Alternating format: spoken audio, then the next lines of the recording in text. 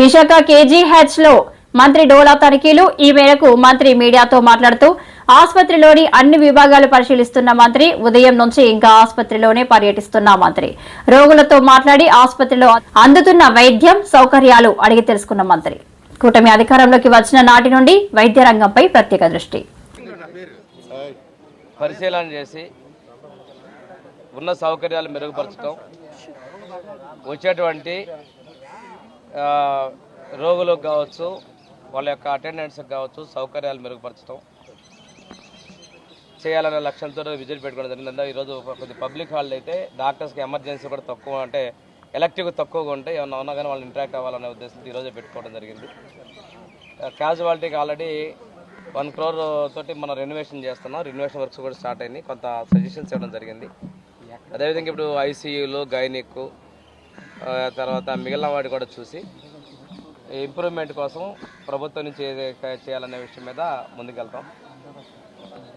ఏదన్నా ఉన్నా కానీ ముందు సలహాలతో వెళ్దాం. ఎందుకంటే నేను కూడా ఈ Andhra medical college KGH product, అందువల్ల ఇక్కడ ఉన్నటువంటి సమస్యల్ని అప్పటికి ఇప్పటికీ భవిష్యత్ అవసరాల దృష్ట్యా ఏం చేయాలనేది, ఎందుకంటే ఉత్తరాంధ్రనే కాదు ఒరిస్సాలోని దక్షిణ ప్రాంత జిల్లాల నుంచి కూడా మన దగ్గరకు వచ్చేటువంటి పరిస్థితులు ఉన్నాయి.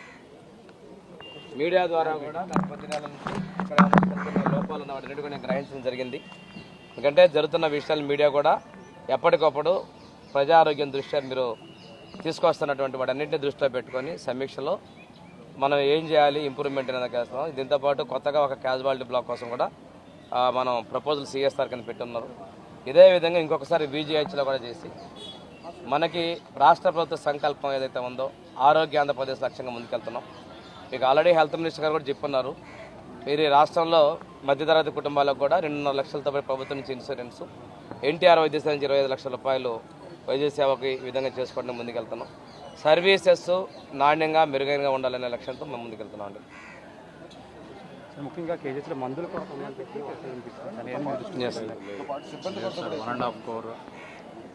అంటే వారసత్వ సంపద. ఈరోజు మీరు చెప్పే ఏ సమస్యలకైనా కానీ సిబ్బంది అనేది ఈరోజు వచ్చింది కాదు, గతంలో ఉన్నటువంటి కొరతలు ఉన్నాయి. అప్పటికీ కూడా చాలా వరకు రిక్రూట్మెంట్ చేస్తున్నాం, ఇంకా చేస్తున్నాం. అవసరమైతే డైరెక్ట్ వాక్-ఇన్ ఇంటర్వ్యూలు కూడా తీసుకుని రెగ్యులర్ అపాయింట్మెంట్స్ ఇస్తున్నాం. సిబ్బందిని నింపేదానికి చర్యలు తీసుకుంటున్నాం, సౌకర్యాలు మెరుగుపరచడం కోసం ఇస్తున్నాం. డ్రగ్స్ కూడా అంటే ప్రస్తుతం కొరతలు ఉన్నాయనేది మా దృష్టికి రాలేదు, కానీ మీరు అంటున్నారు కాబట్టి చెక్ చేద్దాం. ప్రభుత్వం అయితే ఎప్పటికప్పుడు పూర్తి స్థాయిలో స్ట్రెంగ్తనింగ్ కోసం వెళ్తున్నాం.